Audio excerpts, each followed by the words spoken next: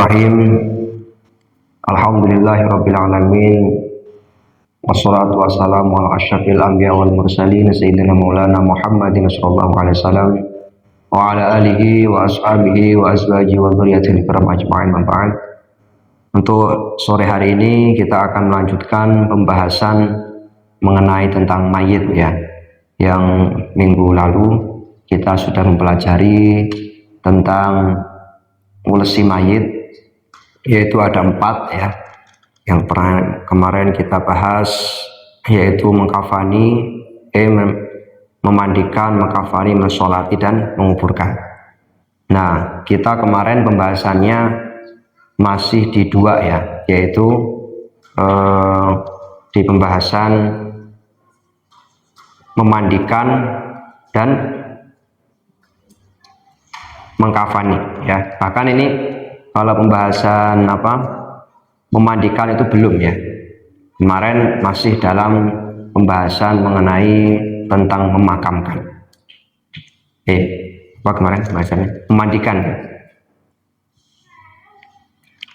Nah, sebelum kita masuk itu Bu, kita sering membaca yang namanya kalimat hasbunallah wa ni'mal wakil, ni'mal maula wa ni'man nasir. Nah, niku maknane ngertos Bu, maknane. Jadi hasbuna niku kan cukup kami sudah cukup artinya. Hasbunallah cukup ketika masih ada Allah Subhanahu wa taala. Hasbuna wa ni'mal wakil, dan Allah itu sebaik-baiknya zat yang pantas untuk dipasrahi. Wa ni'mal wakil. Ni'mal maula, dan sebaik-baiknya zat yang melindungi. Wa ni'man nasir, dan sebaik-baiknya zat yang memberi pertolongan. Nah, kita sudah tahu Bu ya, semakin hari apa-apa semakin mahal. Nah, sebetulnya nggak mahal Bu, tapi karena rupiah semakin turun. Nah, itu kan gawe umet Bu, gawe umet. Nah, niki kula niku nyaranke ngenten Bu. Kita itu ayolah mencari solusi yang kita bisa cari. Nah, biasanya wong Indonesia niki senenge ngritik, tapi nggak memberikan solusi yang bisa kita amalkan. Betul loh. Jadi misal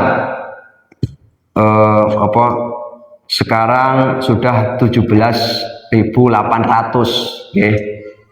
$1 rupiah kita 17.800. Itu artinya Bu, kan kita beli minyak segala macam itu banyak dari luar negeri, masih banyak meskipun mempunyai rencana untuk apa-apa di dalam negeri, tapi faktanya kan masih banyak yang impor.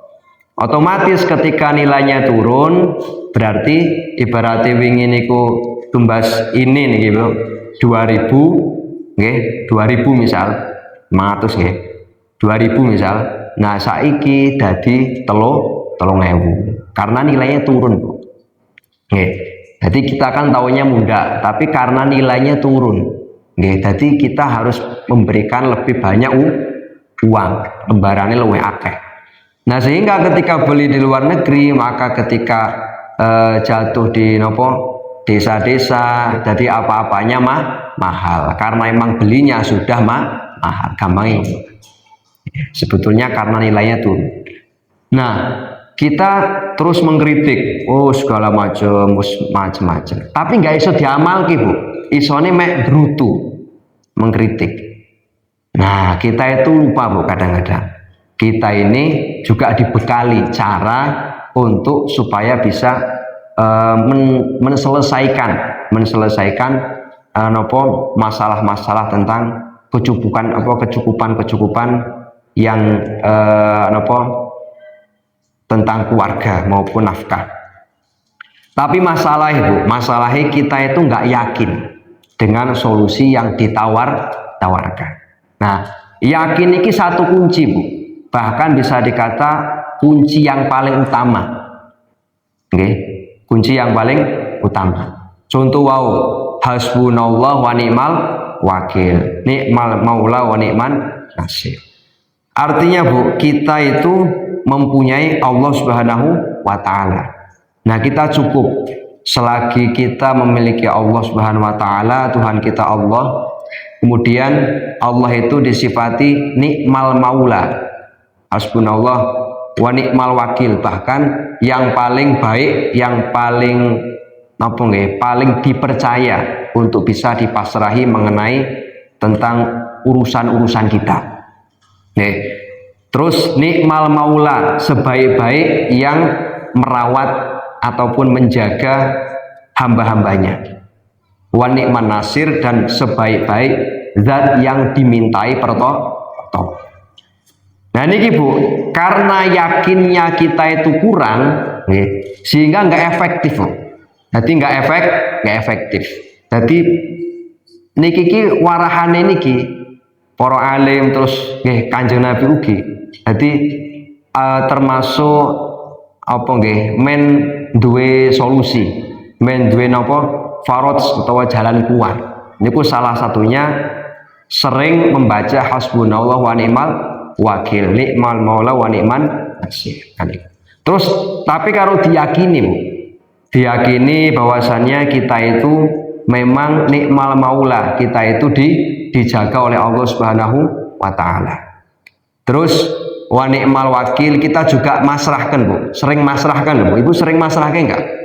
Jadi sering masrahkan Bu, pas wayah salat atau pas wayah doa niku masrahkan nang ati. Kita punya urusan mengenai rizki, terus mengenai nafkah ataupun itu dipasrahkan. Ya Allah, pokoknya pasrah terus jenengan apa-apa sing dadi urusan muga diperlancar, dipasrahke. Yang ngonten niku disering-sering nggih, Bu. Nah, kalau enggak yo pantes mumet. Enggak sering niki, enggak sering memberikan apa masalah-masalah yang besar yang kita rasakan ini, kita enggak sering masalahkan kepada Allah Subhanahu wa taala. Itulah yang menjadikan kita itu tambah nopo nggih, beban itu tambah kroso. Jadi wong iku duwe beban iku mergo enggak dipasrahke. Nak dipasrahan iki enggak eneng beban. Eneng dipikirke enten, tapi beban iki enggak abot. Ikatan. Butuh ikatan teng ati bahwasane kita itu adalah hambane Gusti Allah. Kita duwe salat, terus doa, apapun itu sholawat ngoten niku. Terus meyakini juga nikman nasir, nikmal maula wa ni'man nasir. Pasti Allah itu memberikan pertolongan kepada kita semuanya. Nah, bentuk pertolongannya ya macam-macam. Tapi titik kunci daripada kalimat itu adalah yakin. Yakin terus ngoten niku. Diamalke ngoten niku terus yakin. Terus pas maca sholawat segala macam, insyaallah apa-apanya diperlancar. Amin amin ya rabbal alamin. Nah niki lho Bu, niki solusi yang bisa efektif dengan kita memiliki keyakinan, terus memiliki keistiqomah. Nah nggak istiqomah ya nggak dadi Bu, kadang kala maca hasbunallah utawa kadang kala kita pas memasrahkan aja, tapi nggak selalu, ya nggak bisa efektif Tapi hal ini ketika kita jalankan dengan keyakinan dan keistiqomahan, insya Allah apapun yang menjadi masalah-masalah kita itu diringankan, diberikan solusi. Mantap. Jadi pemikiran itu ora abot, Bu. Meskipun tanggungannya akeh lah, terus ene sing ngomong enten. Lha Pak, jenengan yo memper wong anake isih cilik. Enggak mesti, Bu. Enggak mesti. Ana diutang piye? Duwe utang, nggih. Ngono kuwi gak ene rampunge, Bu. Tak kandhani gak ene rampunge. Asli, gak ene rampunge. Jenengan anggen wonten niku enggak eneng rampunge terus-terusan. Apa terus mesti nak karyawan terus anteng lho, mesti ora Bu. Ceritane akeh. Single. Jenengan golek apa meneh manajer, enggak enek rampunge Bu, enten mawon ceritane. Artine kecukupan itu bukan hanya sebatas nominal. Ngoten lho Bu. Jadi kecukupan itu benar-benar masalah hati, rasa sing cukup, terus yo dicukupi Bu. Tur diberkahi. Nah niku rampung Bu masalah jenengan. Tur tenanan ngoten niku. Tapi nek isih banding-banding ke iki, emang nggak mesti, nggak ada yang tahu. Kadang mungkin kelihatannya bebannya sedikit, tapi ternyata punya hutang. Ngoten niku sak teruse. Nggih. Nah, kadang nggak diutang, Bu. Tapi dilalah anake boros. Wah, apa-apa ditumbas misal. Dibeli masalah. Dan seterusnya. Pokoknya yang bisa kita amalkan adalah kita memiliki hati yang cukup, terus kemudian yakin bahwasannya apapun insya Allah ada solusi ketika kita mengkaitkan dengan Allah Subhanahu wa Ta'ala, dengan urusan-urusan kita semuanya. Yakin bahwasannya Allah adalah zat yang menolong, yakin Allah adalah zat yang memberikan solusi, terus yakin bahwasannya Allah adalah nikmal maula, zat yang paling baik untuk menjaga hamba-hambanya. Ketika kita meyakini ini, Bu, insya Allah apapun yang menjadi solusi itu nggak begitu berat, kepikir tapi insya Allah nggak begitu berat. Amin amin ya robbal alamin. Dan pembahasan yang selanjutnya yang akan kita bahas mengenai tentang bab mayit ini supaya supaya rampung, itu adalah tentang memandikan, Nah, ini malah masalah yang pertama, Jadi memandikan mayit itu, Bu, itu witran salatan au khomsan. Jadi dibasuh 3 kali, Bu. Ini tata cara nih. Jadi dibasuh 3 kali atau mungkin 5 kali atau mungkin lebih. Nah, ini maksimal 9 kali. Wa yakunu fi awwali ghuslihi sidrun ayusanu ayasta'ina al-ghuslu fil ghuslatil ula min ghuslatil mayit bisidrin aw khitmin. Nah, niku disunahke, Bu. Disunahke niku sing mandeni niku basuhan pertama niku menggunakan cara bahasa sakniki niku menggunakan sabun, atau di sini daun bidara, atau mungkin yang wangi-wangi, supaya tujuannya liizalah, untuk menghilangkan kotor-kotoran. Nah, niku basuhan sing pertama. Kemudian basuhan kedua juga termasuk.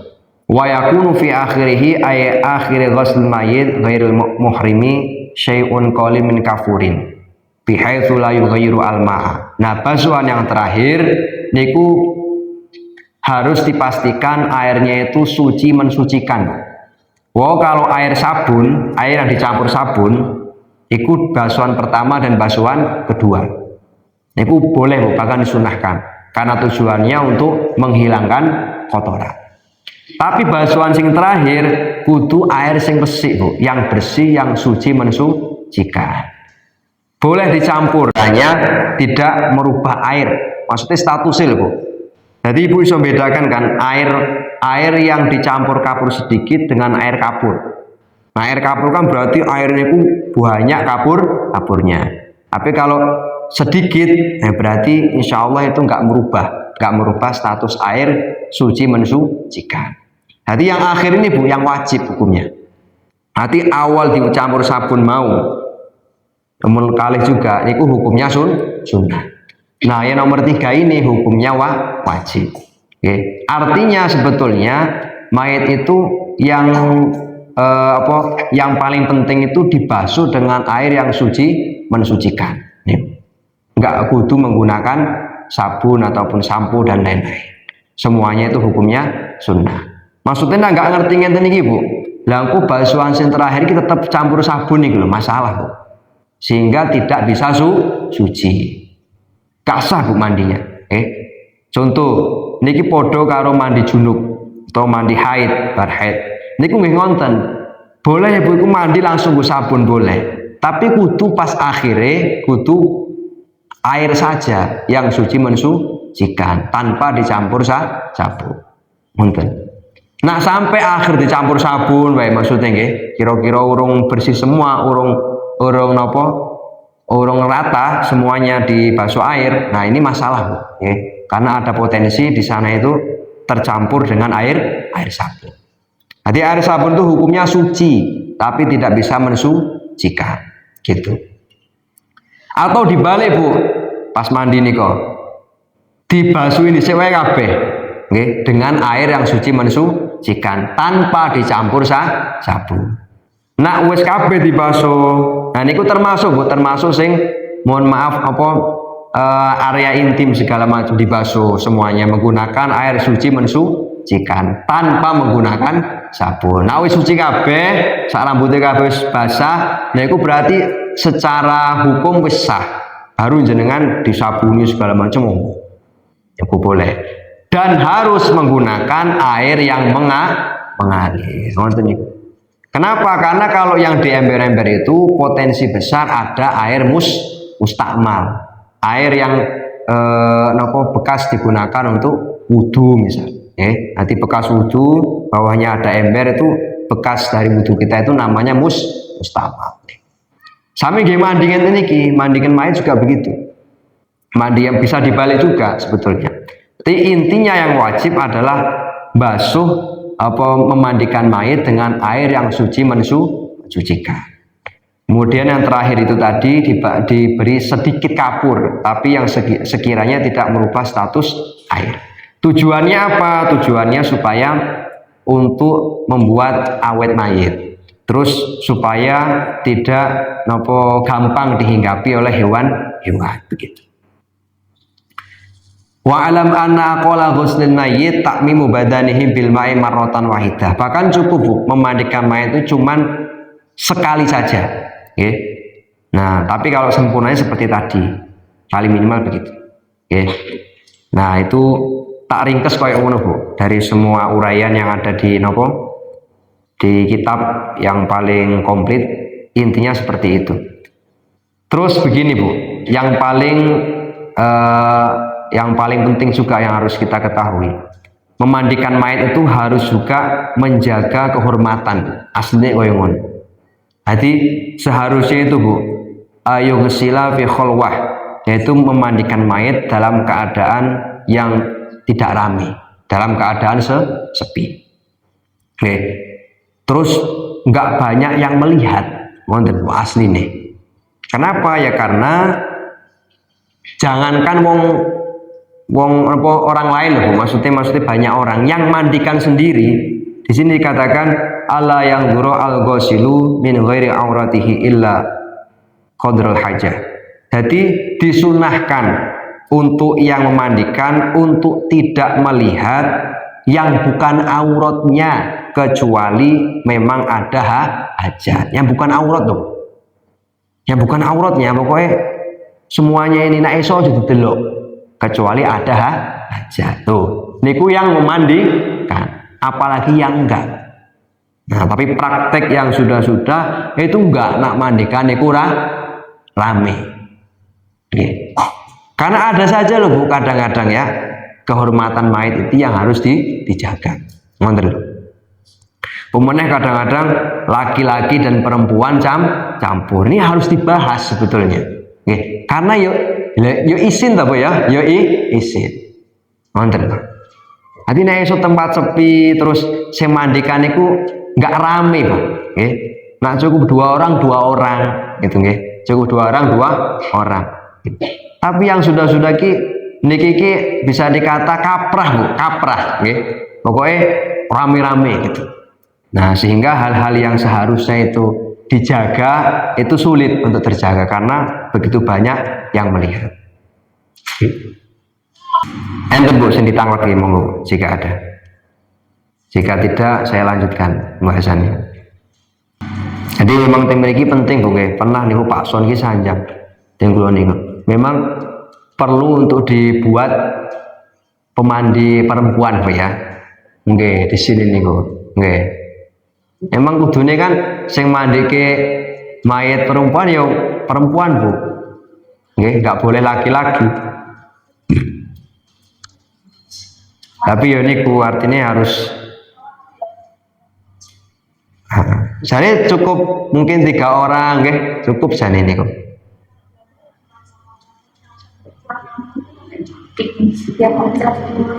Belajar semua. Nah niki enten Bu lengkap Bu. Niki tak waca iki aku sekalian Bu arep cerita. Jadi saya itu ngenten Bu, kan aku kan di YouTube Bu ya. Niatku ki mek ngene Bu. Jadi saya itu merasa, saya itu merasa sering lali Bu.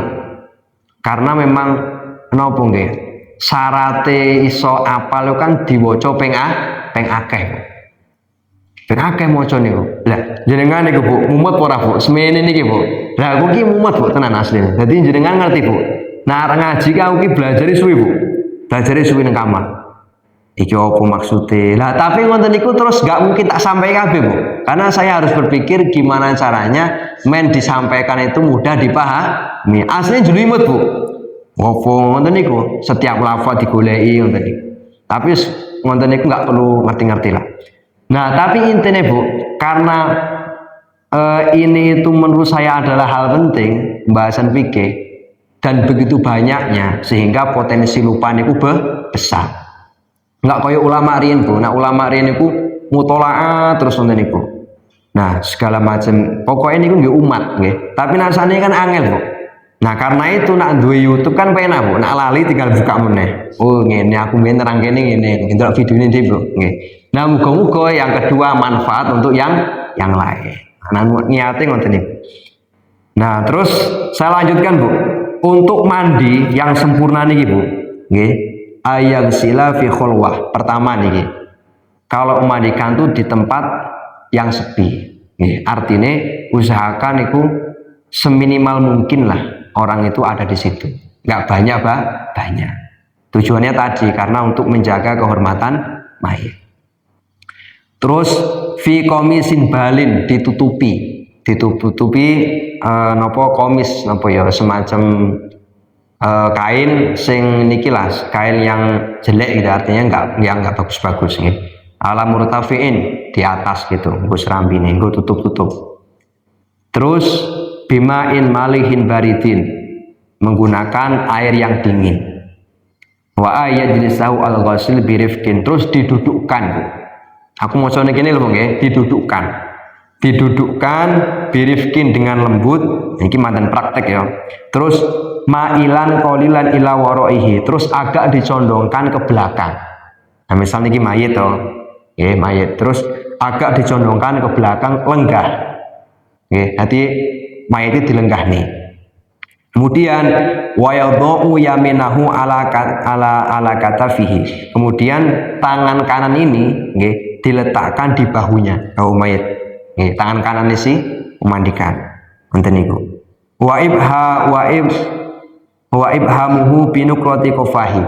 Nah, terus jempole si mandikan niku ada di bolongan niki Bu. Napa? Di tengkuk niki lho. Sing niki tujuannya niku li alla yamila ra'sahu, men sirahe enggak obah-obah. Nah, untuk nanti manut dipegang. Nanti tangan kanan niku nggih sik kelingan nggih nang bahu, terus sing jempole niki di deleh mriki. Ngoten niki. Men enggak obah-obah. Terus wayasnada dhahrahu birukbatihi. Kemudian gegere niku gegere si mayit niku disenderke nang lutute. Jadi ngene Bu mandi gini, lenggah ngene niki dilungguh nih. Berarti kan nak bayangke niki sing mandi kan rakyat tuh nggih. Cuma satu orang. Atau mungkin 2 orang, maksimal paling 3. Gak oleh akeh-akeh Bu. Asli ini lah Bu. Tapi kan intinya ngerti riyen. Kemudian birok al yumna. Nah, dengan lutut yang kanan. Niki mayit nggih. Tergambarkan Bu nggih, tergambarkan. Kemudian wayamuru yadau al yusra ala batin. Wis posisi ngenten niki. Nggih. Niku tangan yang kiri. Kan urung ngomong apa nggih? Tangan yang kiri niku di meluruti weteng ala batnihi. Bitahamulin yasir, dengan penekanan yang pelan. Ngoten niku. Ati wis dilenggahno niki dingenekne. Nah, sing kiri niki melurut ngenten niki. Ma'atikror apa terus-terusan manten. Kemudian summa yuqallihi ala qafahu wa yursilu bi khirqatin malfufatin. Nah, setelah ngoten niku Bu, baru kan mesti ini ana sing metu nggih. Nah, kemudian baru dibasuh Tapi ada ini, ada lapnya tangannya. Tangan yang kirinya ada lapnya. Bihir kotir malfufah, ada lap yang dikaitkan, ya. Ala yasarihi sawataihi, di dua alat kelaminnya. Bar diburut ngono nggih. Nah, terus iki wau kan terus napa ada kain sing diblebet nggo nah wonten iki. Wa yanzafu bi khirqati asnani, pun iku dibuang, baru kan dibuang. Nah, terus bariku wa yanzafu bi khirqati asnanihi. Kemudian gigi-giginya ini dibersihkan, kemudian nampak lubang hidungnya ya dengan ini, dengan nggak langsung Bu, nggak langsung, dengan kain giginya terus hidungnya, baru kemudian summa yudhi'uhu, baru diwudui, baru diniati, niat wudukan mayit lillahi ta'ala, wudu. Nah, kemudian summa yaghsalu, baru mulai mandi, baru summa yaghsalu ra'sahu falih yatihi, baru kepalanya disiram, lihyatun, kemudian di jenggot bagiannya, binahwi sidrin, menggunakan ya ono sabune, jadi air ini dicampur sabun, mboten apa di awal niku encen wonten awalnya, dicampur wa yuslihu sya'raha, kemudian sya'rahuma, kemudian disisiri napa rambut dengan jenggotnya kalau ada. Nah, dengan napa ya bimisti wasiin asnan, yang sekiranya itu enggak rapet Bu. Ojo sing rapet jungkat ini Bu. Karena khawatir ono sing rontok. Karena kalau rontok ki wajib Bu niku dikuburne karo mayite, wajib Bu. Apa-apa sing rontok dari si mayit wajib dikuburkan dengan mayitnya. Senajan to rambut, makanya disunahke ojo nganggo sing jungkat koyo biasa, agak-agak ikilah, agak-agak napa jarang. Birifkin, dengan lembut. Terus siram pun nggih. Terus summa yaghsalu syaqqahu al-aiman, kemudian dibasuh di sisi yang kanan. Kan dibasuh sini ki, terus sisi yang kanan dibasuh. Summal aisar, kemudian yang kiri. Jadi kanan ngarep maksudnya loh, kanan ngarep dibasuh, terus kanan kiri dibasuh. Ini sempurna nih loh, nah, aslinya cukup di carane so kena air semua udah cukup sebetulnya. Kemudian summa yuharifuhu ila syakihi al aisar, kemudian dicondongkan ke sisi yang kiri. Kan mau ngenten, sisi yang kiri dicondongkan ke yang kiri. Terus dibasuh sing buri sing kanan, kemudian dicondongkan ke kanan, terus dibasuh sing buri sing kiri. Paham nggih ngoten nggih? Nah, kemudian kadzalik musta'in fi dzalika kullih bilahwi sabun. Ini semuanya nganggo sabun, Bu. Nganggo sabun.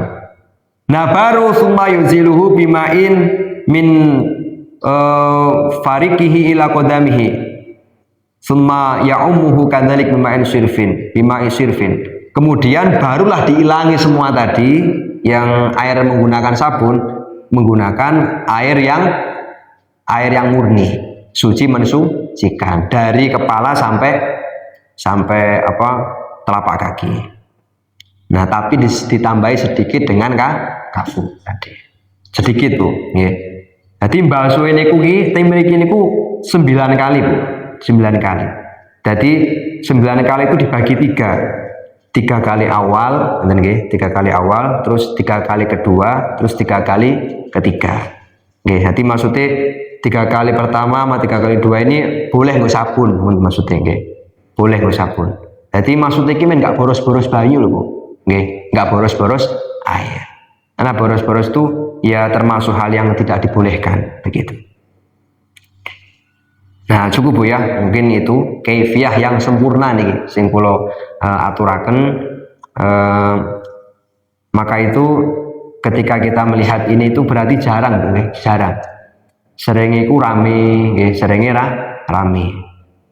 Terus kemudian ya intinya terlalu rame yang ngurusi, Jadi hal-hal yang sekiranya itu seharusnya nggih bisa dijaga itu sulit dijaga. Kemudian sing nggak kalah penting Bu, kudu dibasuh hal-hal yang di situ biasa dibasuh ketika mandi wajib nggih. Contoh kaya wedok kudu dibasuh niku sesuatu yang terlihat ketika jongkok tapi nggak terlihat ketika nggak jongkok. Di kelamin itu kudu dibasuh Bu. Nah nggak sah kaya mandi wajib niku. Termasuk bagian belakang niku juga. Berarti kudu karena itu termasuk hukum zahir, termasuk kulit zahir karena kadang-kadang terlihat begitu. Kalau sing urung sunat kudu dibuka kok niku wajib hukumnya. Nah enggak sampai angel misal niku ono sing ngendikane ditayamumi karena sulit loh. Ya, tapi kalau masih bisa wajib hukumnya untuk dibersihkan karena itu yang di dalam ketika urung sunat Bu, itu hukumnya najis begitu. Nah cukup ya, cukup mungkin itu yang bisa saya sampaikan di sore hari ini. Sekali lagi jika ada yang tanyakan saya persilakan, jika tidak ada kita tutup dengan doa. Oke, oke, oke, amin. Gini Bu ya, saya bahas contoh sholat Bu ya, sholat itu asal tidak ada najis yang nempel ya di anggota badan kita dan baju yang kita pakai ketika sholat itu hukumnya sah. Contoh sajadah misal di ujungnya ada telek nggih, cicak sing akeh nak sithike nek makfune Bu mergo cicak iku urusane angel Bu, angel masyaallah pokoke pantes Bu cicak iku kaya ngono Bu karena punya sejarah yang kelam nggih. Jadi zamane Nabi Ibrahim niku niup-niupi api nggih. Karena itu Gusti Allah diwehi seperti itu. Jadi selama wonten niku enggak masalah nggih. Sajadah misal ada kotorannya. Asal ketika kita sholat tidak ada pakaian yang nempel atau tangan atau kaki yang nempel di najis itu, meskipun itu di sajadah loh Bu, itu dihukumi tetap hukumnya adalah sah gitu. Karena itu biasanya ada sholatnya itu di jalan, misal asal Bu sajadah ini aman. Yang penting syaratnya gak najis Bu, maksudnya gak basah. Karena kalau basah ada perpindahan nanti kalau enggak no problem insyaallah. Nonton Bu gitu cukup. Ada yang lain Bu? Jika cukup nggih, kita tutup dengan doa. Bismillahirrahmanirrahim. Alhamdulillahirabbil alamin. Allahumma shalli wa sallim wa barik ala sayyidina Muhammad wa ala ali sayyidina Muhammad sayyidil awwalin wal akhirin wa sallim radhiyallahu ta'ala an kulli sahabati Rasulillah ajma'in. Allahumma ya Allah urzuqna ilman nafi'an wa amalan mutaqabbalan wa rizqan halalan thayyiban mubarakan wasi'an fihi. Rabbana atina fid dunya hasanah wa fil akhirati hasanah wa qina adzabannar. Wa sallallahu ala sayyidina Muhammadin wa ala alihi wa sahbihi wa baraka wa salam. Walhamdulillahi rabbil alamin. Wassalamu alaikum warahmatullahi wabarakatuh.